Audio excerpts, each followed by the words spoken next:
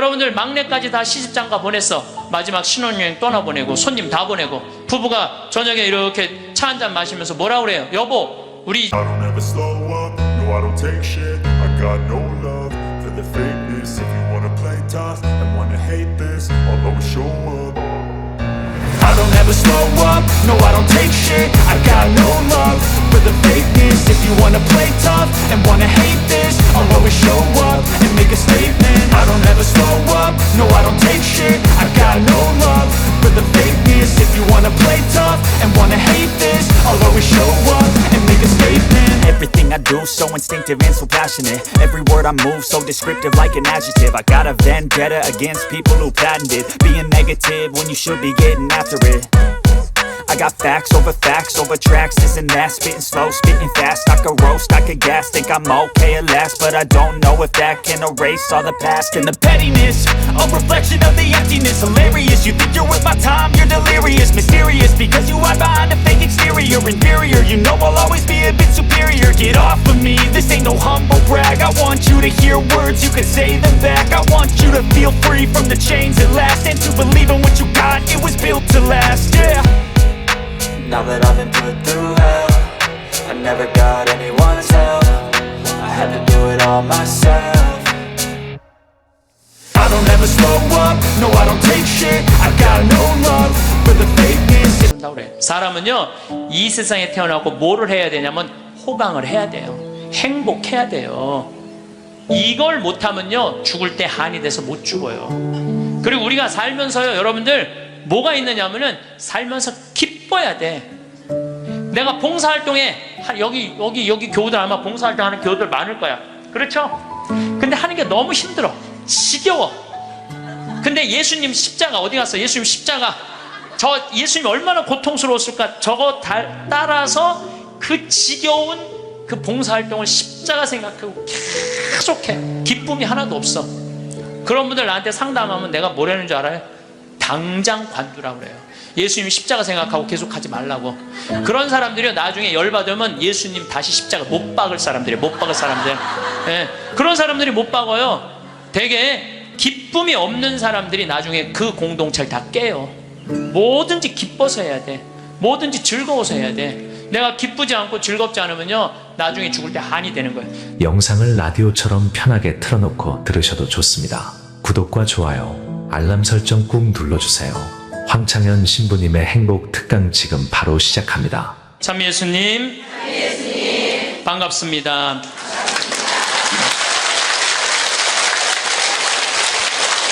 우리는 지금 위령성어를 맞이해서 죽음에 대한 이야기를 심각하게 지금 하고 있습니다. 심각하게 하고 있는데 여러분들은 너무 재밌게 들어주셔서 감사합니다. 제가 20년 전에 평택 비전동 성당에 본당 신부를 할 때요. 이제는 남 경험이 아니라 제 경험입니다. 이제까지는 책에 나온 얘기, 유튜브에 나온 얘기인데 지금부터는 제 얘기를 하도록 하겠습니다. 1월 1일 날이에요. 평화의 모후 성마리아 대축일 1월 1일 날 미사가 다 끝나고 밤 10시입니다. 보통 미사 다 끝나고 신부가 자기 소파에 앉을 수 있는 시간이 밤 10시거든요. 밤 10시에 앉아서 음악을 듣고 있는데 그 늦은 밤에 초인종이 울렸어요. 사제관. 그래서 내가 나갔더니 엄마, 아빠, 딸 둘이 절 찾아왔어요. 근데 처음 보는 사람들이에요. 처음 보는 사람들이라 세배를 이 늦은 시간에 1월 1일 날 세배를 왔나? 문을 열고 나갔더니 세배 온 사람들이 아니야. 모르는 사람들이니까 어떻게 성당을 오셨습니까? 그랬더니 자기들 입교하려고 왔다는 거예요. 그래서 내가 물었어요. 왜 하필 1월 1일 밤 10시에 입교를 하려고 그러느냐? 그 많은 새털 같은 날 놔두고 왜 1월 1일 날 입교를 하려고 그러냐? 사연이 있느냐? 그랬더니 사연이 있대. 무슨 사연이 있느냐? 그랬더니 자기 아버지가 살아생전에 그랬대요. 하느님을 믿느니 내 주먹을 믿어라. 천당, 지옥 이런 건 없다. 니네들 신부 목사들이 니네들 돈 울겨 먹으려고 겁주는 거다. 죽으면 끝나는 거지 무슨 천국 지옥이 있느냐? 성당에 나가면 다리 몽둥이 부러뜨릴 거다. 아주 철저한 무신론자 할아버지였대요. 근데 이 할아버지가 12월 20일 날 죽은 거야. 죽었는데 딱 죽었는데 저승사자가 까 까만 모자를 쓰고 까만 옷을 입은 저승사자 둘이 자기를 데리러 왔더래요. 자기는 아무것도 없는 줄 알았더니 까만 옷을 입은 사람이 자기를 끝도 없는 어둠으로 끌고 가더래요. 이게 죽었다가 살아 돌아온 사람들의 또 한 10% 정도는 어둠을 경험한다는 거예요. 그 어둠은 상상할 수 없을 정도로 공포스럽대요. 왜? 여러분들 끝도 없는 깜깜한 어둠으로 끌려가면 여러분들 어떨 것 같아요? 무섭죠? 한번 상상을 해보세요. 끝도 없는 어둠. 누구는 빛으로 간다는데 끝도 없는 어둠으로 가면 어떻게 해? 그러니까 만약에 여러분들이 죽었는데 까만 걸 보면 끝난 거야. 여러분들 죽었는데 딱 까맸다. 그러면 이건 지옥이다. 이렇게 생각하면 돼요. 뭘 봐야 돼? 하얀 걸 봐야 돼요. 기도해야 돼. 하얀 빛 나는 세상의 빛이라는 하얀 걸 봐야 돼. 어쨌거나 이 할아버지는 끌려가면서 끝도 없는 어둠으로 끌려가면서 이 저승사자들한테 매달렸대요. 나는 살아 돌아가야 된다. 왜 살아 돌아가야 되느냐? 그랬더니 나는 내 자식이 지금 셋이 있는데 그 자식들한테 신앙생활을 못하게 했는데 저승이 없다고 그랬는데 이렇게 저승이 버젓이 있으니 어떻게 하면 좋으냐고. 그래갖고 이 아버지를 땅에다가 3일째 하관 땅에다 묻는데 관을 두들기더래요. 실질적으로 이건 제 경험을 얘기하는 거예요. 관을 두들기를 해. 그럼 뚜껑을 열어보니까 죽은 아버지가 살아 돌아온 거야. 그야말로 죽은 아버지가 살아 돌아온 거야. 그야말로 죽은 아버지가 살아 돌아온 거예요. 여러분 아까 내가 첫 시간에 계속 그랬죠. 죽은 아버지가 살아 돌아오면 믿을 텐데 그 죽은 아버지가 살아 돌아온 거야. 죽은 아버지가 살아 돌아와서 내가 죽었더니 저승이 있더라. 너희들 신앙생활 해라. 일주일을 살고 이 할아버지가 다시 죽은 거야. 그러니까 2번 초상을 치른 거죠. 2번 초상을 치르고 난 다음에 이 집안은 밤 10시에 날 찾아온 거예요. 그래갖고 우리 교리반에 등록을 해서 열심히 교리를 받고 한 번도 안 빠졌어요. 이 집 식구들은 열심히 교리를 하고 세례를 준 집이 있어요. 여러분들 성서에 부자와 나자로 얘기가 나와요. 마리아 마르타 오빠 나자로 말고 거지 나자로 얘기가 나와요. 아시죠? 네, 이 거지는 아무도 먹을 걸 주는 사람이 없었어요.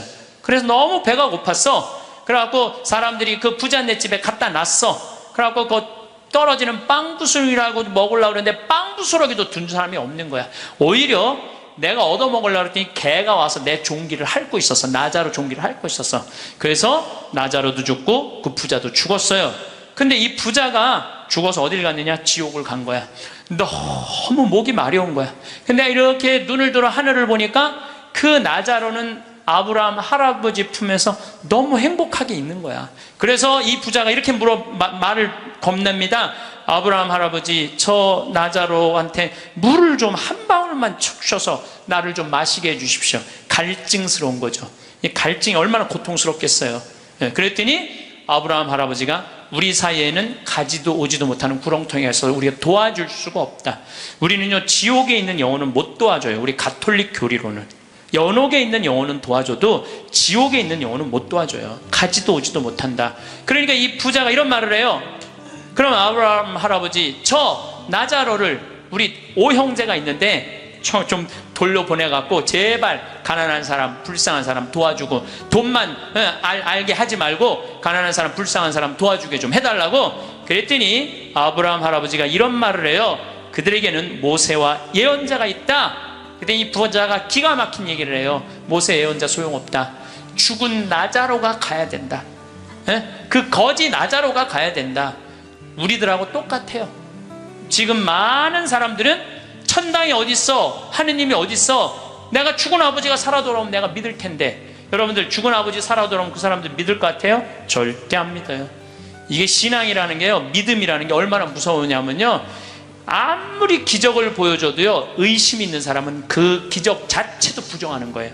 그러니까 예수님이 믿음을 그렇게 강조한 거예요. 그러니까 여러분들 믿으셔야 돼. 또 내가 신학생 때 그냥 잊지도 못한 사건이에요. 우리 2층 집, 그 집도 다 세례받은 집인데 원래는 그 집은 절을 다녔어요. 절을 다녔는데 그분이 당뇨로 15년 동안 앓아 누웠어요. 근데 죽기 3일 전에 부인한테 그러더래요. 여보, 수녀님 좀 모시고 오라고. 그랬더니 아내가 그랬대요. 당신 죽을 때가 되니까 스님하고 수녀님을 구분하지 못하느냐고. 당신은 절에 다니기 때문에 스님을 모시고 와야 된다고. 아니라고. 스님, 수녀님을 모시고, 아래층, 그분이 정확하게 얘기하더래. 아래층 신학생 있는 그 성당에 수녀님을 모시고 오라고. 당신 도대체 왜 그러느냐고. 내가 조금 전에 환시를 봤는데 우리 집에 비행기가 한 대 와서 나보러 타라고 그래서 이게 하늘로 당신을 데리고 가는 비행기라고. 타보니까 신부님, 수녀님이 꽉 차 있더래. 그 수녀님이 딱 한 자리, 이게 당신 자리라고. 그런데 내가 깨어난 거야, 이 사람이. 근데 내가 어떻게 천주교로 귀의를 하지 않느냐고. 그래갖고 수녀님이 와갖고 교리하고. 이 집은 다 세례를 받았어요. 요즘은 또 나 그런 얘기 참 많이 들어요. 죽을 때 요새는 하느님이 좀 시대가 변해서 데려갈 때 비행기로 데려간대. 비행기로. 그런 얘기 정말 많이 들어요. 비행기로 데려간대. 그래서 비행기 타고 가는 사람도 많은가 봐. 하여튼 우리가 죽으면은 영원히 여행을 떠나는 건 확실해요. 제가 7년 전에 우리 생태마을에 암 환자가 많이 살고 있어서, 지금은 이제 암 환자들하고 안 살아요. 암 환자가 많이 살고 있는데 그 중에 글라라라고 있어요. 정말로 예쁘게 생겼어요. 얼굴도 예쁘고 마음도 예쁘고. 우리 생태마을에 그 암이 걸려서 왔는데도 우리 생태마을에 물건 팔 일이 있으면 거기 가서 그 이쁜 얼굴로 물건을 파는데 참 예쁘더라고. 더욱이 나를 향한 마음은 더 이뻤어. 나를 향한 마음은 더 이뻤어. 근데 이 글라라가 폐암이 걸린 거야. 폐암이 걸려서 뼈까지 전이 된 상태에서 우리 집에 왔어요. 뼈까지 전이가 돼갖고 의사 선생님이 6개월밖에 못 산다는 거예요. 6개월. 근데 이 글라라 자매님은 소원이 있는 거야. 아들이 서울신학교 2학년을 마치고 군대에 갔는데 그 아들이 군대 제대하고 학부 3, 4학년을 마치고 대학원에 올라가고 3년을 더해서 신부 될 때까지 살아있어 천미사 참여하는 게 소원이야. 천미사. 그러면 그렇게 살려면 7년을 더 살아야 되는데 6개월밖에 못 산다는데. 그래서 우리 황토 집에서 살아보자. 그래갖고 이제 황토 집 25평을 드렸어요. 그 그레고리오 형제님하고 글라라 자매님한테. 근데 기적같이 4년을 더 살았어요. 4년을. 서울대병원에서 당신은 살아있는 기적이라고. 온몸에 암세포가 있는데 이렇게 멀쩡한 거 보면 당신 기적 아니고는 설명이 안 된다고 맨날 의사 선생님이 그랬대요. 드디어 아들은 대학원까지 올라갔어요. 3년만 더 버티면은 드디어 아들 천미사를 볼 수 있는 거야. 그런데 그 더 이상 못 견디더라고요. 머리까지 암이 전이가 되니까 그 이쁜 얼굴에 눈을 막 떠는데 내 가슴이 떨리는 거야. 왜 그러느냐 하면은 이제 살 날이 얼마 남지 않았구나. 그걸 보니까 너무 가슴이 아프더라고요. 결국은 일산 암센터로 갔어요. 내가 너무너무 사랑하는 가족들이니까 내가 찾아갔죠.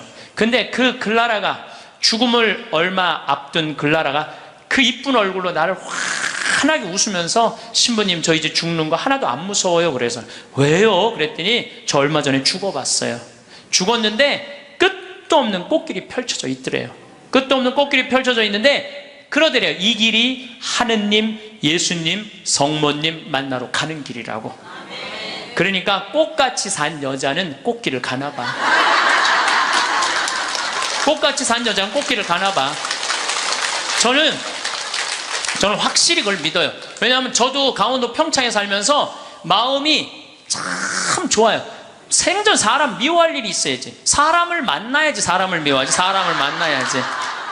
거기 일어나 보면 아름다워. 요즘은 또 물안개 피는 계절이거든요. 강에 물안개 피면요 너무 아름다운 거야. 밤하늘의 별도 아름답고 이 단풍도 아름답고 그냥 여기에 감사의 꽃, 찬양의 꽃, 사랑의 꽃이 흘러 넘치는데 죽으면 당연히 꽃밭 갈겠지. 당연히. 난 그렇게 믿어요. 끝도 없는 꽃길을 가고. 근데 여러분들 이 세상을 진흙탕같이 산 사람은 어디 갈 것 같아요? 진흙탕길 가게 돼 있어. 여러분들 마음 안에 가시가 너무 많아. 남편 미워하는 가시, 시어머니 미워하는 가시, 자식 미워하는 가시, 본당 신부 미워하는 가시, 본당 수녀 미워하는 가시, 레지오 단장 미워하는 가시. 그냥 온몸에 가시가 돋아 있어. 누구 하나 걸리만 해라 찔러갖고 그냥 피를 버리라 그냥 별르고 있어. 이 사람 죽으면 어디 갈 것 같아요? 가시밭길 가게 돼 있어요. 그러니까 여러분들 죽어서 가시밭에 뒹굴르기 싫으면은 지금 내 마음 안에 있는 가시 빼내야 돼, 빼내지 말아야 돼? 누구를 위해서? 그러니까 여러분들 남을 용서하는 게 기분 나쁜 게 아니에요. 남을 용서하는 거는 나를 위해서 용서하는 거야. 그 사람을 위해서 용서하는 게 아니고. 그러니까 다 가시를 빼고 마음 안에 사랑의 꽃, 용서의 꽃, 희생의 꽃, 감사의 꽃, 찬양의 꽃이 있어야 돼. 네, 뭐 여기 많은 교우들 중에 신부님 저 미워서 죽게 자랑이 아니에요, 그게. 나 곧 가시밭길 뒹굴로 준비돼 있어요. 그 얘기하고 똑같은 거예요. 끝도 없는 꽃길이 펼쳐져 있더래요. 너무 행복하더래요. 근데 이 집 첫째 아들이 신학생이고 둘째 아들이 안드레아라는 아이인데 그 딸이 또 하나 있어요. 근데 이 둘째가 너무너무 괜찮은 애야. 엄마 아빠는 우리 생태마을에 와서 4년을 살았지. 형은 신학교 들어가 있지. 여동생 밥을 고등학생, 수험생 얘가 다 해주는 거야. 대학생이 자기 대학 다니면서. 또 내가 서울교구 서울 이 강남에 사는데 서울 금본당에 강의 오고 물건 팔러 오면은 또 신부님 오신다고 그 젊은 남자아이가 와서 물건 다 파는 거야. 그리고 야 밥 사줄게 그러더니 신부님 동생 밥 해줘야 돼. 그리고 얼마나 괜찮은 애예요. 근데 얘가 군대 가서 뭘 배웠냐면 심폐소생술을 배워둔 거야. 엄마가 이제 자다가 죽은 거야. 자다가 죽어서 이제 남편도 엄마 이제 죽었다 다 포기를 했는데 얘는 포기를 안 한 거야. 심폐소생. 엄마는 꽃길을 가고 있는데 이놈은 죽지 말라고 심폐소생술을 한 거야. 살려낸 거야. 살려냈어요. 네. 살려내갖고 엄마가 살아난 상태에서 내가 한 번 더 본 거죠. 그래서 이제 병원에 이제 간 거니까. 그래서 글라라 자매가 그러더라고요. 신부님 저 이제 죽는 거 하나도 무섭지 않아요. 이게 주님께로 가는 영광스러운 길이 바로 죽음이에요. 그러더라고요. 네. 그래서 내가 글라라 씨한테 그랬어요. 글라라 이제 걱정하지 마라. 아들 천미사는 내가 하늘이 두 쪽이 나도 내가 땅에서 참여하고 글라라는 하늘에서 참여하고 그렇게 하자. 그리고 한 달 후에 글라라는 세상을 떠났어요. 그런데 그 아들이 이번에 서품을 받았어요.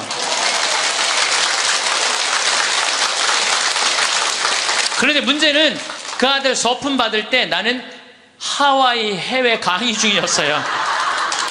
내가 하늘이 두 쪽이라도 참여하겠다고 그러는데 금요일날 이제 서품식이 있는데 금요일날 내가 고민을 했어. 다음은 사이판 강의인데 어떻게 할까? 이게 내가 약속을 하긴 해야 되는데 하늘이 두 쪽이라도 내가 참여하겠다면 분명히 하늘에서 지켜볼 텐데 내가 하늘을 안 믿으면은 내가 그냥 껴먹을 약속을 껴먹어도 되는데 분명히 하늘 아래서 지켜볼 텐데 그 이쁜 글라라가 볼 텐데 그래서 내가 사이판 강의 옆에 한 2-3시간 가면 그걸 포기를 하고 다시 새벽에 한국에 들어왔어요.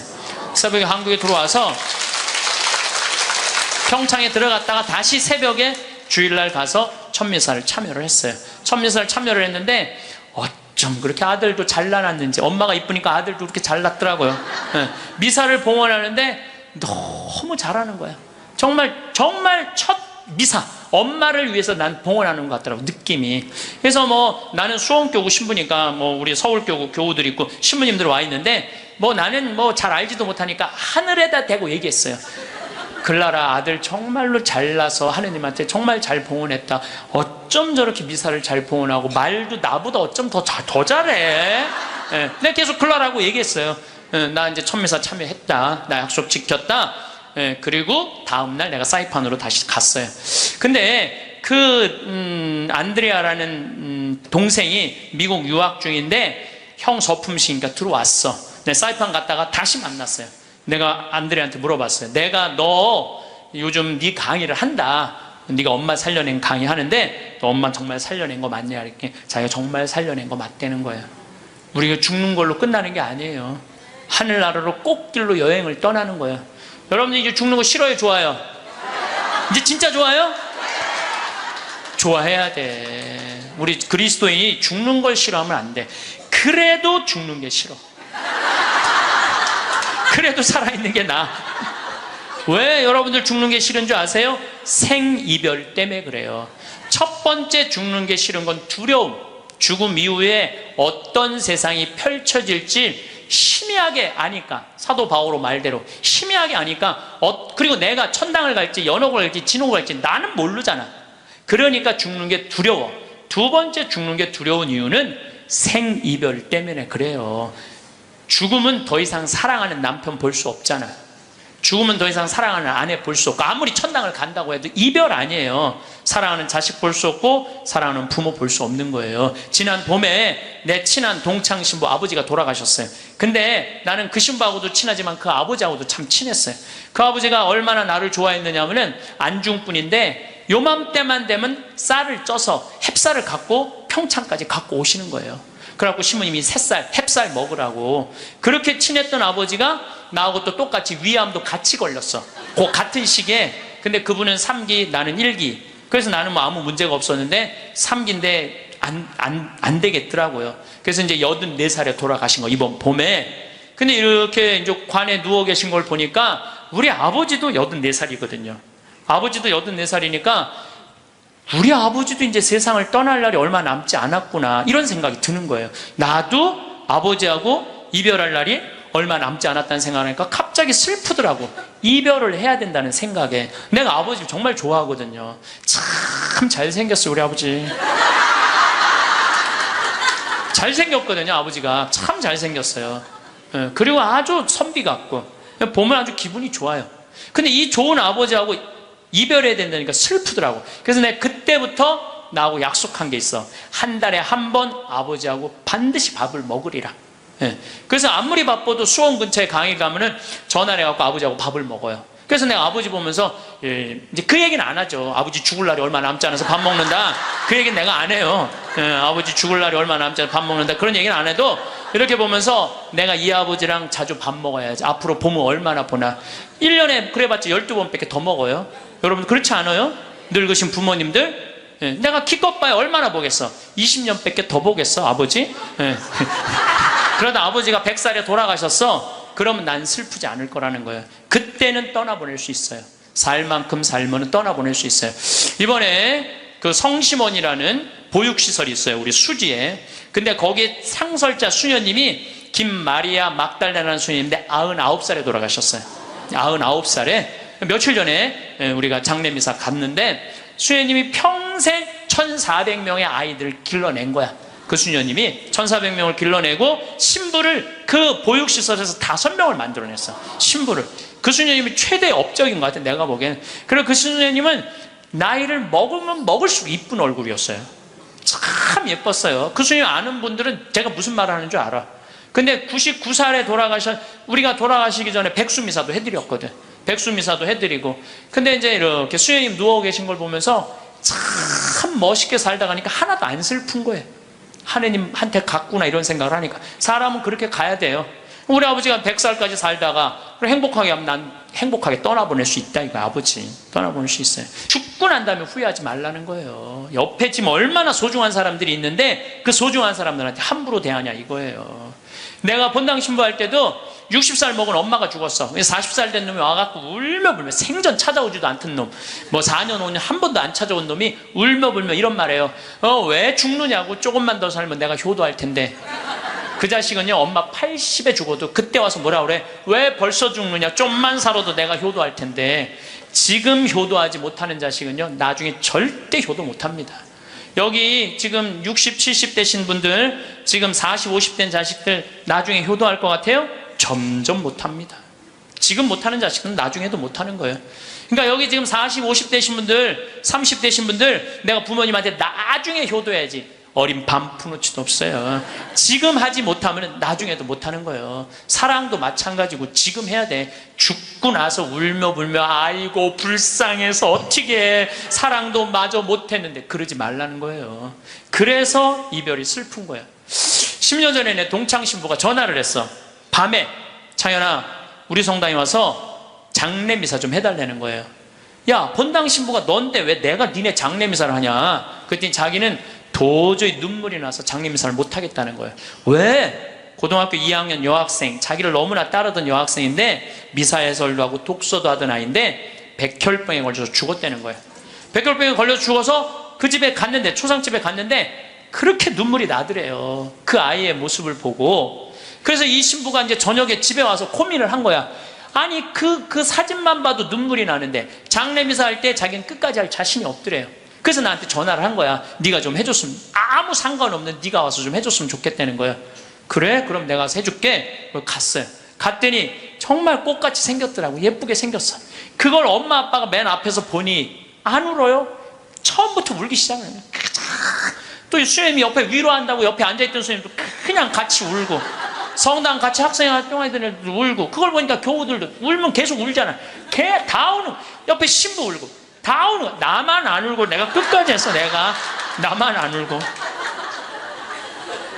이 피지 못한 꽃이 죽을 때 우리는요 슬픈 거예요. 그리고 또 장례미사 할 때 언제 이 아프냐 하면은 30살 40살 된 엄마가 폐암 위암 유방암 걸려갖고 3살 5살 8살짜리 놔놓고 애들이 소복 입고 앉아있는 거 쳐다보고 있으면요 가슴이 아파요. 이 엄마는 뭘 못한 거야? 도리를 못한 거야. 부모로서의 도리를 해야 되는데 부모로서 도리를 못한 거야. 예, 부모로서 애들은 적어도 시집장가 보내고 죽어야 될 거 아니야. 근데 그냥 중간에 그냥 그렇게 병으로 죽으면 걔네들은 어떻게 하라고. 여러분들 막내까지 다 시집장가 보냈어. 마지막 신혼여행 떠나보내고 손님 다 보내고 부부가 저녁에 이렇게 차 한잔 마시면서 뭐라 그래요? 여보 우리 이제 죽어도 여한이 없다. 그러죠? 죽어도 여한이 없다. 할 도리 다 했으니까 사람은 세상에 살면서 사랑도 원도도 없이 해야 되고 도리도 해야 돼. 도리도. 또 60살 먹은 아줌마가 시집으로 왔더니 남편이 노름하고 빚을 잔뜩 져놨어. 그래갖고 그 빚 갚는다고 토요일날 일요일날 놀아봤던 적이 없어. 뼈가 빠지게 일을 했어. 자식들 교육시킨다고 그 잘난 옷 한 번 백화점에서 사 입어봤던 적이 없어. 맨날 10,000원짜리 2,000원짜리 길에서 사 입었어. 친구들 뭐 무슨 유럽 여행 가느니 동남아 여행 가느니 그래도 니네들이나 갔다 오라 그러고 그 돈 가지고 빚 다 갚았어. 그 60살이 돼서 빚도 다 갚고 자식도 다 키워놨어. 돈도 어느 정도 생겼어. 그래갖고 나도 이제 남들처럼 한번 호강 한번 해봐야지. 그래갖고 이제 나가서 외식 한번 하면 먹으면 속이 미식거리네. 미식거리더니 급기야는 뒷목이 땡기는 거야. 그래서 이상하다. 소화제 먹어도 안 되니까 병원에 가보니까 위암 말기라는 거야. 그럼 여러분들 위암 말기 환자들이 뒷목이 땡겨요. 이상하게. 3개월밖에 당신 못 산다고. 그러면 이 60 먹은 아줌마 죽어요 못 죽어요? 한번 호강 한번 해보려고 그랬더니 이제 한번 나도 남들처럼 여행도 다니고 맛있는 것도 사 먹으려고 그랬더니 나보러 죽으랜다고. 난 억울해서 못 죽는다고 그래. 사람은요 이 세상에 태어나고 뭐를 해야 되냐면 호강을 해야 돼요. 행복해야 돼요. 이걸 못하면요 죽을 때 한이 돼서 못 죽어요. 그리고 우리가 살면서요 여러분들 뭐가 있느냐면은 살면서 기뻐야 돼. 내가 봉사활동에 여기 교우들 아마 봉사활동 하는 교우들 많을 거야. 그렇죠? 근데 하는 게 너무 힘들어. 지겨워. 근데 예수님 십자가 어디 갔어? 예수님 십자가 예수님 얼마나 고통스러웠을까? 저거 따라서 그 지겨운 그 봉사활동을 십자가 생각하고 계속해. 기쁨이 하나도 없어. 그런 분들 나한테 상담하면 내가 뭐라는 줄 알아요? 당장 관두라고 그래요. 예수님 십자가 생각하고 계속 하지 말라고. 그런 사람들이 나중에 열받으면 예수님 다시 십자가 못 박을 사람들이에요. 못 박을 사람들. 예, 그런 사람들이 못 박아요. 되게 기쁨이 없는 사람들이 나중에 그 공동체를 다 깨요. 뭐든지 기뻐서 해야 돼. 뭐든지 즐거워서 해야 돼. 내가 기쁘지 않고 즐겁지 않으면요 나중에 죽을 때 한이 되는 거예요. 저는 이번에 아프리카 여름에 7, 8월 달에 아프리카하고 남미를 갔어요. 말로는 봉사, 선교로 갔는데 내가 비행기를 105시간을 탔어. 105시간. 그러니까 5일 동안 비행기를 탄 거 5일 동안 하늘에 떠 있었어. 그것도 비즈니스도 아니고 이코노미로만. 근데요, 많은 사람들은 다 그래요. 신부님 힘들지 않느냐고. 근데 저는요, 하나도 안 힘들어요. 너무 좋아요. 내가 막 교우들 만나러 가고 아프리카 가는 게 아프리카까지 가는데 26시간 비행기를 타야 돼요. 여기서. 그런데도 하나도 지겹지도 않고 너무 좋아. 비행기 안에 있으면서 글 쓰고. 이번에 이제 그 비행기 안에서 5일 동안 아무도 나를 건드리지 않잖아. 여기 있으면 그냥 온 사람이 날 건드리는데 비행기 안에서는 아무도 날 안 건드리거든. 그럼 5일 동안 그 책 쓴 거 그거 갖고 이제 원고로 이제 책을 이번에 내요. 그리고 나는 비행기 타면 즐길 줄을 알아요. 밤 비행기 타면요, 여러분들한테만 내가 가르쳐 드리는 거야. 밤 비행기를 타면은요, 비행기 표를 창가를 꼭 끊으세요. 창가. 그것도 날개에 끊으면 안 되고 맨 뒤에 꼭 꼬리 쪽에 끊으세요. 꼬리 쪽에. 그래갖고 비행기가 하늘에 올라가면요, 깜깜할 때 창문을 열어보세요. 별이요, 아래로 쫙 보여요. 별이 위로 보이는 게 아니라 아래로 쫙 보여요. 별똥별이 아래에서 쫙쫙 떨어질 때요, 별똥별이 하룻밤에 2만 개가 떨어지니까 창문 열면 여러분들 아무 때나 볼 수 있어요. 얼마나 환상적인지 몰라요. 근데 잘 모르고 날개에다 끊으면 그 유도등 때문에 아무것도 안 보여요. 그래서 내가 맨 끝에 끊으라는 거예요. 뭐 비즈니스 끊으면 더 좋지. 비즈니스는 날개 앞이니까 잘 보이죠. 근데 거기 너무 비싸니까 날개 끝에 끊어갖고 가면은 시간 가는 줄 몰라요. 글 읽고 책 쓰고 졸리면 자고 좋아서 하는 일이니까 힘들지가 않은 거예요. 그러니까 우리 인간은 살면서요 즐거워야 돼. 근데 호강을 못하고 죽는 사람들이 괴로운 거야. 그래서 저는 여러분들한테 삶을 좀 즐겨라. 청승 좀 떨지 말아라. 제발. 돈 있는 사람이든 없는 사람이나 다 똑같아. 돈 있는 사람, 돈 없는 사람이나. 그래서 제가 지난 2월 달에 우리 성지순례를 다녀왔어요. 80명의 교우들하고 이스라엘을 10일 동안 걸었어요. 그러니까 무슨 뭐 로마 갔다 오고 뭐 프랑스 갔다 오고 이게 아니라 나자렛에서부터 갈릴레아까지 걸었어요. 65km를. 이스라엘은 딱 반으로 나누면 돼. 반 딱 나눠갖고 남북 우리나라 38선 가로듯이 반 나눠갖고 아래는 이 예루살렘, 예리고, 베다니아, 그 다음에 가자지구, 요즘 전쟁하는 데 있죠? 거긴 사막이에요. 볼 거 아무것도 없어요. 화면을 보면 여러분들 맨날 거기만 보는 거야. 이스라엘을 잘 모르는 거지. 근데 나자렛에서부터 갈릴레아까지는 지중해성 기후예요. 그래서 11월 달에 우기가 시작이 돼. 지금부터. 그럼 2월 달이 되면은요 그 이스라엘 갈릴레아 들판 전체가 꽃으로 덮쳐요. 꽃으로. 그러니까 이스라엘을 성지순례 가면은 2월, 3월, 4월에 가야 돼. 막 아무것도 모르는 사람이 6, 7월에 여름에 가는 거야. 가면 아무것도 볼 게 없어요. 근데 2월 달에 가면은요 들판에 빨간 아네모네꽃, 우리나라 양귀비꽃 같은 게 있잖아요. 끝도 없이 펴 있어요. 쫙 80명의 교우들이 그 이 아네모네꽃 사이로 걸어가는데 한 폭의 그림이야. 그리고 이제 예수님 루카복음의 4장에 오늘 나한테 기름 부음 받았다. 가난한 이들한테 해방, 묶인 이들한테 자유를, 눈먼 이들에게 빛을. 이게 나한테 이루어졌다. 그러니까 나자렛 동네 사람들이 저거 목수아들 아니야? 목수아들인데 무슨 자기가 왕이 된대. 멱살을 끌고 예수님을 끌고 가요. 어디로 끌고 가냐면 점프 마운틴이라고 시험산으로 끌고 올라가. 거기서부터 걷기 시작을 하는 거예요. 왜냐하면 성서에 그렇게 나와 있거든요. 밀어 떨어뜨리려. 거기 보면 돌바위야. 밀어 떨어뜨리면 예수님은 뼈도 못 추려. 급 절벽이야. 거기서 그들을 뿌리치고 예수님은 복음을 선포하러 제자들과 함께 갈릴레아로 떠나셨다. 거기서 그걸 읽고 우리도 떠나는 거예요. 80명이. 이 예루살렘 대학에서 이번에 2000년 전에 예수님이 2000년 전에 어느 길로 갔을 거를 그대로 고증을 다 해놨어요. 그래서 지저스 크라이스트 트레일이라고 그래. 그리스도의 발자취라고 그래. 그걸 그대로 80명이 따라간 거야.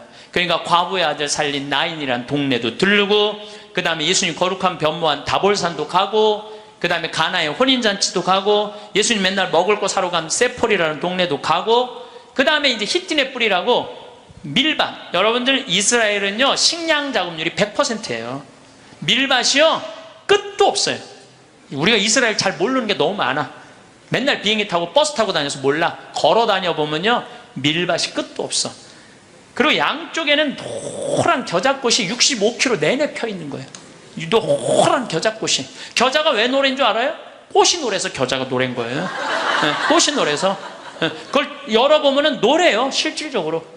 겨자를 이렇게 밀어보면은, 그러니까 65km 내내 가는 내내 예수님하고 제자들이 본 거라고는 겨자꽃밖에 본 게 없는 거야. 그래서 예수님 말만 하려고 그러면 겨자꽃이 보이니까 저거 봐라. 겨자씨 하나만한 믿음만 있어도 돌무화과 나무 산에 있는 거 바다에 심겨질 것이다. 그리고 갈 때는 이 무릎 정도의 겨자가 자랐는데 갈릴레아 도착을 하니까 더미로, 산더미로 5m, 6m로 겨자꽃이 동산으로 이루고 있는 거야.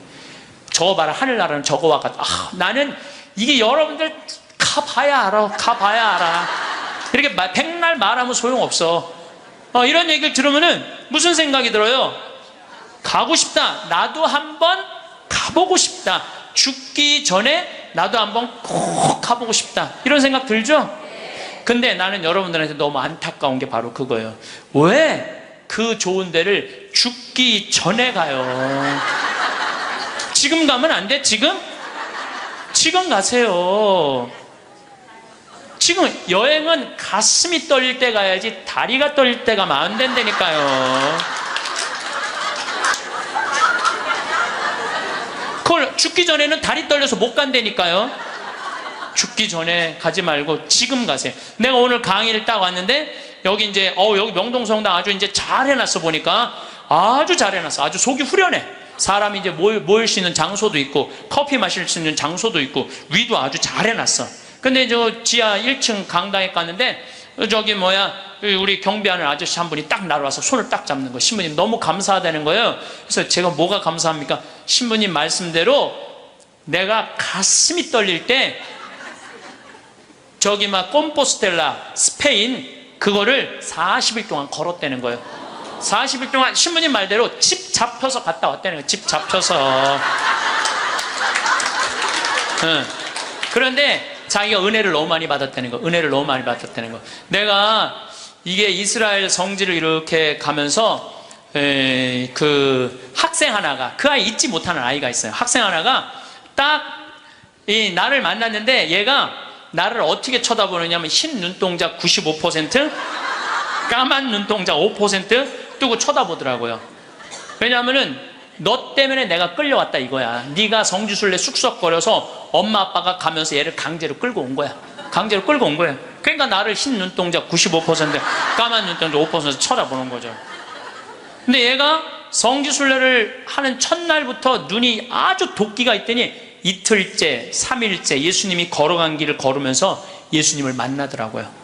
예수님을 만나다. 일주일 때는 눈빛이 완전히 모세의 눈빛이 됐어. 관상의 눈빛이다. 관상의 눈빛이. 근데 얘가 성지순례하고 한날 후에 나한테 편지를 했어요. 신부님, 저 가슴이 뜨거워서 어떻게 주체할 수가 없어요. 하느님이 내 안에 살아 움직여서 자기가 어떻게 할 수가 없다는 거예요. 근데 며칠 전에 내가 서천이라는 곳에 강의를 갔는데 그쪽 분이에요. 엄마 아빠가 왔어. 신부님, 걔가 워낙 똑똑한 애거든요. 공부를 잘했던 애야. 근데 화학과를 갔는데 자기는 길을 못 찾아갖고 공부하는 게 싫다는 거야. 근데 얘가 지금 학교를 관두고 의대 공부를 한다는 거예요. 그래서 이제 내가 그랬거든. 나 좀 아프리카 봉사 가니까 의사가 돼갖고 좀 공부 좀 해라고. 근데 얘 공부하는 거예요. 이게요, 사람이요, 성지를 한번 갔다 오면요, 죽으면은 제일 좋은 건 죽으면 인생이 바뀌어. 죽어봐야 철이 드는데 죽는 건 좀 어려우니까 어떻게? 성지를 갔다 오는 게 좋아. 그러니까 여러분들 죽기 전에 가지 말고 언제가? 지금 가세요. 무슨 돈으로? 집 잡혀서 가라. 집 잡혀서. 집 잡혀서 가라. 여러분들 집 갖고 갈 거예요? 집 두고 갈 거예요. 두고 갈 집을 그렇게 벌벌벌 떨면서 이러지도 못하고 저러지도 못하는 분들 보면 너무 가슴이 아파요. 여러분들, 이건희 회장님이요, 재산이 12조 5,900억이래. 12조 5,900억. 나는 12조도 필요 없어. 12조 뭐하러 필요해? 5천억도 난 필요 없어요. 그 끄트머리 900억만 있어도 좋겠어. 나 끄트머리 900억만 있어도 좋겠어. 그런데 그 900억도 필요 없어요. 쓰러져 누우면요, 아무 의미가 없는 거예요. 돈이 아무리 많으면 뭐예요. 벤자민 플랭클린이라고 미국 독립선언서 쓴 사람이 이런 말을 해요. 재산을 잃으면 조금 잃은 거고, 명예를 잃으면 반을 잃은 거고, 건강을 잃으면 다 잃은 거다. 아파갖고 누우면요, 아무리 돈이 많아도 소용없는 거예요. 많은 분들이 이런 얘기해요. 10년 전에 이런 얘기를 해요. 내가 10년 전에 54,000원 나올 때, 10년 전에 54,000원 나왔거든요. 할머니들, 죽지 않고 조금만 버티면은 20만 원 나온다. 20만 원 나왔어요. 제가 다시 얘기합니다. 여러분들 이제 죽지 않고 좀만 10년만 더 버티면요, 얼마 나오면 50만 원 나와요. 50만 원 나오게 돼 있어요. 그런데 문제는 돈이 나오고 안 나오고가 문제가 아니에요. 그 돈을 쓸 줄을 모르는 거예요. 나와도 그 돈 쓸 줄 모르고 벌벌벌벌 떨다가 자식 그거 모아갖고 뒷바라지 해주는 할머니들 많아요. 그리고 또 어떻게? 버림받고. 그런 할머니들 대한민국에 수도 없이 많아요. 그리고 인생 가슴 치면서 죽을 때 내가 왜 그렇게 살았을까? 후회하는 할머니들 많아요. 그래서 죽을 때는 여러분들 세 가지 갖고 가는 거예요. 추억 갖고 가는 거예요. 내가 인생을 어떻게 살았구나. 그 다음에 죽을 때 뭐 갖고 가? 선행 갖고 가는 거. 선행. 내가 살아서 불쌍한 사람 도와준 거. 그리고 죽을 때 뭐 갖고 가냐? 믿음 갖고 가는 거, 믿음. 이 세 가지가 없는 사람은요, 무슨 노잣돈, 무슨 신발 세 켤레, 밥 세 그릇을 갖고 가는 게 아니야. 추억이 없는 사람은 죽을 때 억울해서 못 죽어요. 선행이 없는 사람 죽을 때 불안해서 못 가요.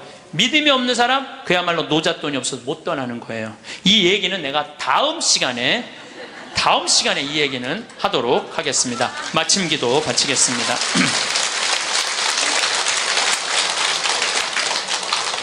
이 구상 시인이 우리 맨날 노벨상 받니 안 받니 그랬는데 참 이 시를 죽음에 대한 시인데 너무 재밌게 썼어요.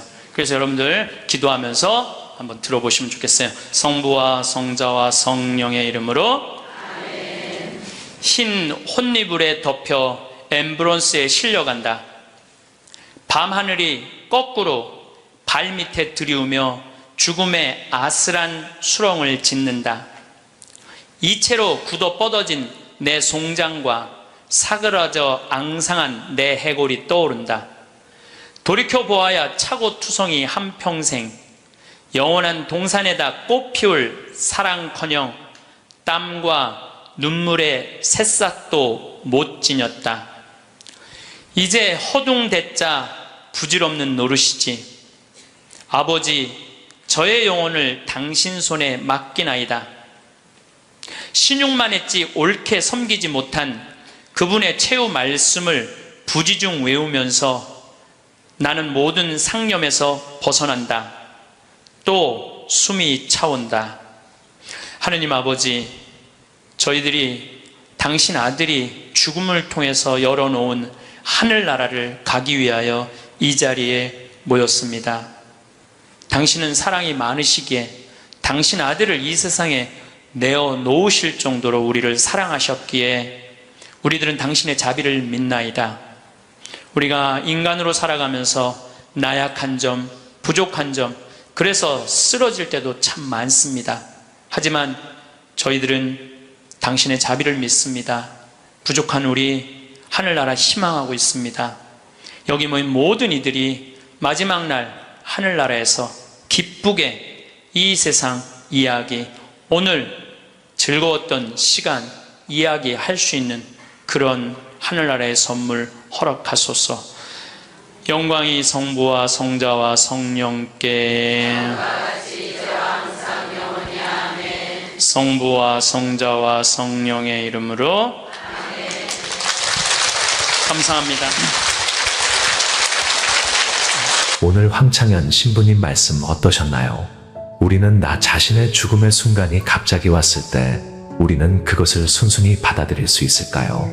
그렇다면 그런 사람은 과연 몇 명이나 될까요? 호주 출신의 작가이자 죽음을 앞둔 환자들을 수년 동안 병간호한 브로니 웨어의 책 죽음을 앞둔 사람들이 남긴 후에 5가지에서 웨어는 짧게는 3주, 길게는 12주 동안 생애의 마지막을 보내는 환자들 곁에서 지내면서 발견한 것은 그들이 인간관계와 사랑에 대해 가장 많이 후회한다는 것을 전했습니다. 그가 밝힌 죽음을 앞둔 사람들이 남긴 후에 5가지는 다음과 같습니다. 첫 번째, 남들의 기대에 부응하기 위해 진정한 나 자신으로서 살지 못했다. 죽음을 앞둔 환자들 대부분이 자신이 하고 싶은 일과 진짜 꿈이 무엇인지조차 깨닫지 못했다고 전했습니다. 이후에는 환자들이 죽기 전 가장 많이 했던 후회라고 말했습니다.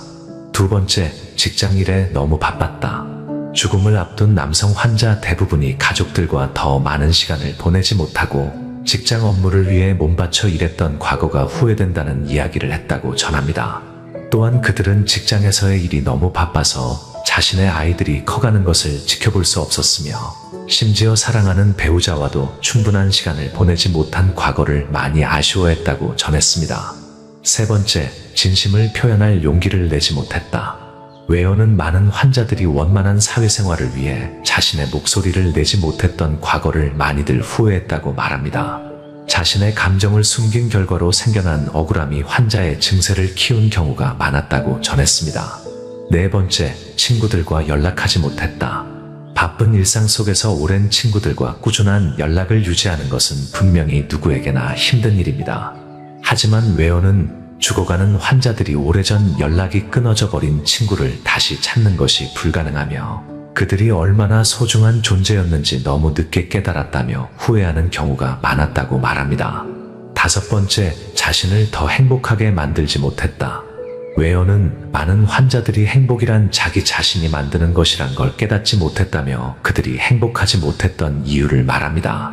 그것은 사람들이 변화에 대해 두려워하며 타인의 눈치를 보고 평가를 받기를 원하며 그들이 삶 속에서 만들어낸 일반적인 습관과 행동 패턴들로 인해 진정한 행복을 모르고 살아가기 때문이라고 전합니다. 웨어는 당신의 임종을 지켜보는 사람들의 당신에 대한 생각은 실제로 당신이 생각하는 것과 굉장히 다르다며 죽음을 겸허히 받아들이며 미소를 지을 수 있다는 건 정말 멋진 일이며 삶은 당신의 선택이다라고 말합니다. 이러한 내용들을 참고하셔 삶의 지혜를 얻고 마음 평안을 누리시면 좋겠습니다. 오늘 영상 도움되셨다면 구독, 좋아요, 알람 설정 꾹 눌러주시고 이 영상을 소중한 분들께도 공유해주세요. 다음에 더 좋은 영상으로 찾아뵙겠습니다. 감사합니다.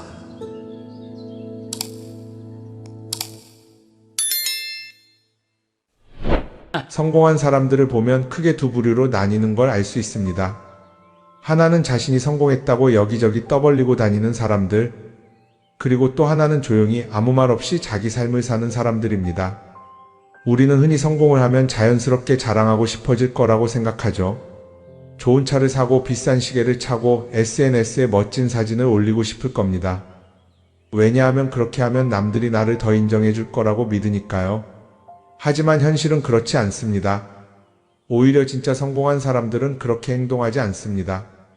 왜냐하면 보여줄 필요가 없기 때문입니다. 돈이 많다고 높은 자리에 있다고 유명하다고 해서 굳이 그걸 드러낼 필요는 없습니다. 그걸 아는 사람들은 이미 알고 있고 모르는 사람들은 알 필요가 없죠. 그런데도 굳이나 성공했다고 떠드는 사람들이 있습니다. 그런 사람들은 왜 그럴까요?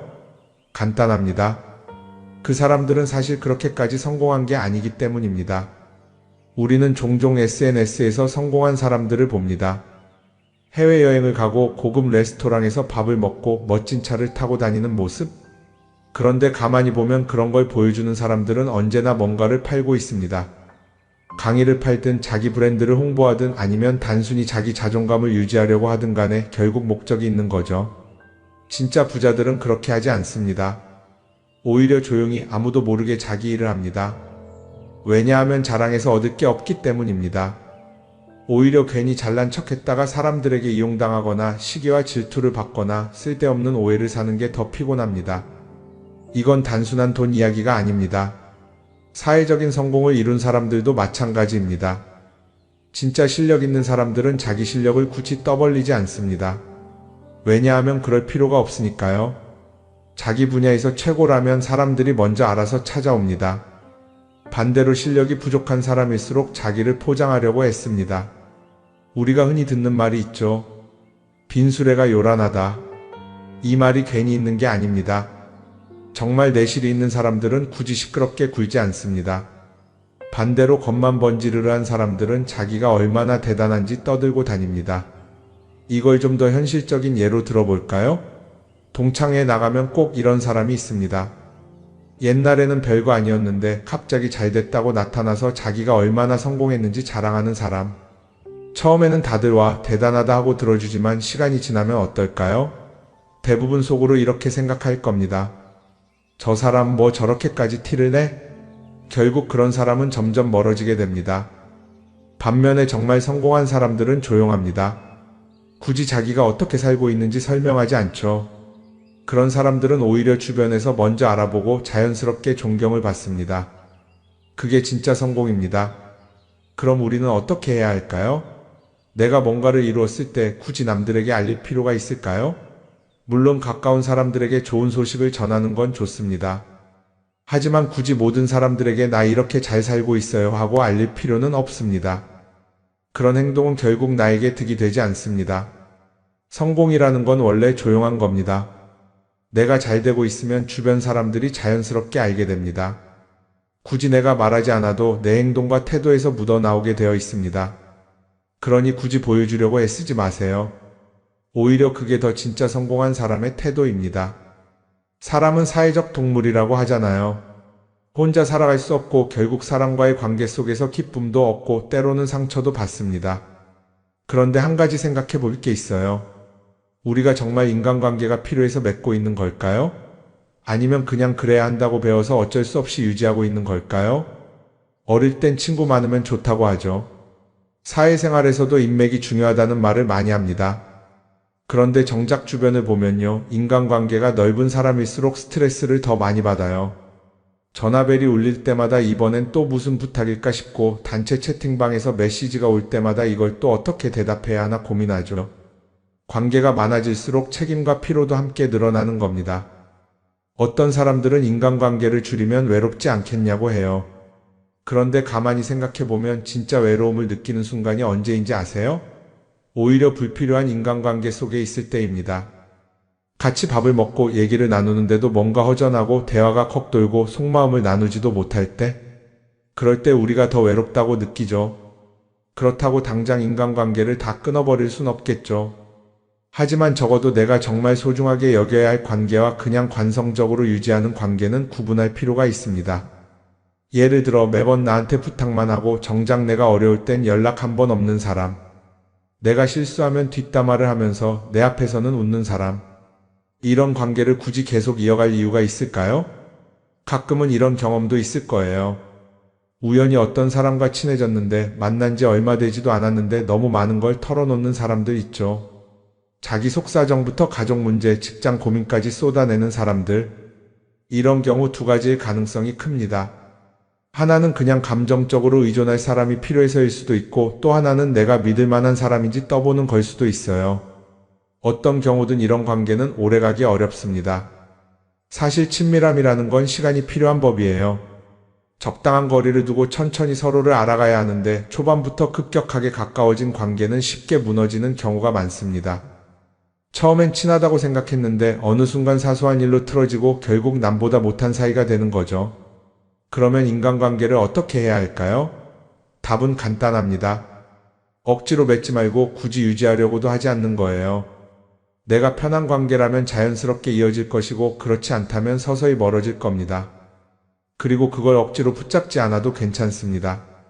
관계를 유지하는데 에너지를 쓰기보다는 정말 소중한 관계에 집중하는 게 더 낫지 않을까요? 어떤 사람은 내가 인간관계를 줄이면 나중에 나 혼자 남는 거 아니냐 걱정하기도 해요. 그런데 생각해보면요, 진짜 나를 위하는 사람은 많지 않아요. 인간관계를 줄인다고 해서 완전히 혼자가 되는 게 아닙니다. 오히려 불필요한 관계를 정리하고 나면 남아있는 관계들이 더 단단해지고 가치 있게 느껴질 겁니다. 예전엔 인맥이 자산이라는 말을 많이 했어요. 그런데 요즘은 꼭 그렇지도 않죠. 오히려 불필요한 인간관계가 많으면 그게 짐이 될 수도 있어요. 적당한 거리, 적당한 선. 이걸 잘 지키는 게 결국엔 가장 편한 인간관계를 유지하는 방법 아닐까요? 한번 곰곰이 생각해 보세요. 지금 내 주변에 있는 사람들 중에서 내가 정말 편하게 만날 수 있는 사람이 몇 명이나 되는지, 내가 억지로 맞춰주고 있는 관계는 없는지. 관계를 줄이면요, 외로워지는 게 아니라 오히려 더 자유로워집니다. 그리고 자유로워진 만큼 내 인생에서 정말 중요한 것에 집중할 수 있게 됩니다. 인간관계 너무 많은 걸 신경 쓰다 보면 정작 중요한 걸 놓칠 수 있어요. 그러니까 이제는 한 번쯤 정리해보는 것도 나쁘지 않을 겁니다. 사람들이 돈을 많이 벌고 싶어 하는 이유가 뭘까요? 단순히 돈이 많으면 좋으니까? 물론 그것도 있겠지만 사실 돈을 원하는 진짜 이유는 더 나은 삶을 살기 위해서겠죠. 그런데 문제는 돈을 많이 번다고 해서 반드시 삶이 나아지는 건 아니라는 겁니다. 오히려 더 많이 벌수록 더 많이 쓰게 되는 경우가 많아요. 가끔 이런 생각해 본 적 없으세요? 예전에는 돈이 지금보다 훨씬 적었는데 이상하게 그때가 더 여유로웠던 것 같다. 왜 그럴까요? 사실 우리가 원하는 건 돈 그 자체가 아니라 돈을 통해 얻을 수 있는 자유인데, 돈을 벌면 벌수록 그 자유를 잃어버리는 경우가 많아요. 더 좋은 차, 더 좋은 집, 더 좋은 옷을 사면서 점점 더 많은 돈이 필요해지고 결국엔 돈을 벌기 위해 또다시 일해야 하는 악순환에 빠지게 되는 거죠. 한번 생각해 봅시다. 우리가 정말 필요해서 뭔가를 사는 경우가 얼마나 될까요? 필요해서라기보다는 남들이 가지고 있으니까, 없어 보이기 싫으니까, 혹은 그냥 기분 전환을 위해서 소비하는 경우가 훨씬 많아요. 그리고 그런 소비를 할 때마다 스스로 이렇게 합리화를 하죠. 이 정도는 나를 위한 투자야. 그런데 가만히 보면 그 소비가 진짜 나를 위한 소비인지 아니면 그냥 사회가 만든 기준에 끌려가고 있는 건지 헷갈릴 때가 많습니다. 예를 들어 예전에는 스마트폰 하나면 충분했는데 이제는 스마트워치도 있어야 하고 무선 이어폰도 필요하고 태블릿도 있어야 할 것 같고 하나를 사면 또 다른 무언가가 필요해지는 시기예요. 사실 이건 우리가 그렇게 만들어진 겁니다. 광고도 그렇고 SNS도 그렇고 자꾸 우리에게 이렇게 말하죠. 이걸 사야 더 행복해질 수 있어요. 그런데 정작 그걸 사고 나면 어때요? 처음 며칠은 좋죠. 그런데 시간이 지나면 또 다른 걸 사고 싶어져요. 왜냐하면 물건이 우리를 오래 행복하게 만들어주지는 않거든요. 특히 요즘은 SNS가 이런 소비 심리를 더 부추기는 것 같아요. 예전에는 친구들끼리 만나서 나 새로 샀어 하고 자랑하는 게 전부였는데 이제는 SNS에 올리면서 전 세계 사람들에게 보여주잖아요. 그러다 보니까 남들도 다 뭔가를 사서 올리고 나도 따라해야 할 것 같은 기분이 드는 거예요. 그런데 중요한 건 그 사람들도 사실은 나와 똑같은 기분이라는 겁니다. 내가 남을 부러워하는 만큼 나도 누군가에게 부러움을 사려고 애쓰고 있는 거죠. 결국 끝없는 비교와 소비 속에서 진짜 중요한 걸 놓치게 되는 겁니다. 한번 이렇게 생각해보면 어떨까요? 만약 내가 지금부터 딱 1년 동안 불필요한 소비를 하지 않는다면 내 삶이 어떻게 변할까? 아마 처음에는 답답할 수도 있어요. 사고 싶었던 걸 참아야 하니까. 그런데 그걸 몇 번 참고 나면 어느 순간 깨닫게 될 겁니다. 내가 굳이 이걸 안 사도 괜찮네? 그렇게 불필요한 소비가 줄어들면 자연스럽게 돈이 쌓이겠죠. 그런데 돈이 쌓이는 것보다 더 중요한 게 있어요. 바로 마음의 여유가 생긴다는 겁니다. 돈을 쓰지 않는다고 해서 불행해지는 게 아니라 오히려 소비로부터 자유로워지면서 진짜 행복을 찾을 수 있어요. 물론 이걸 실천하는 게 쉽지는 않겠죠. 우리 주변에는 소비를 부추기는 것들이 너무 많으니까요. 하지만 적어도 이런 건 해볼 수 있습니다. 뭔가를 사고 싶을 때 한 번만 스스로에게 물어보는 거예요. 이게 정말 나한테 필요한 걸까? 아니면 그냥 순간적인 욕심일까? 만약 그 질문을 던졌을 때 5초 안에 당연히 필요하지 라는 답이 나오지 않는다면 사실 그건 없어도 되는 물건일 가능성이 큽니다. 정말 필요한 건 고민할 필요도 없이 바로 떠오르거든요. 그러니까 이제는 한 번쯤 생각해 봐야 할 것 같아요.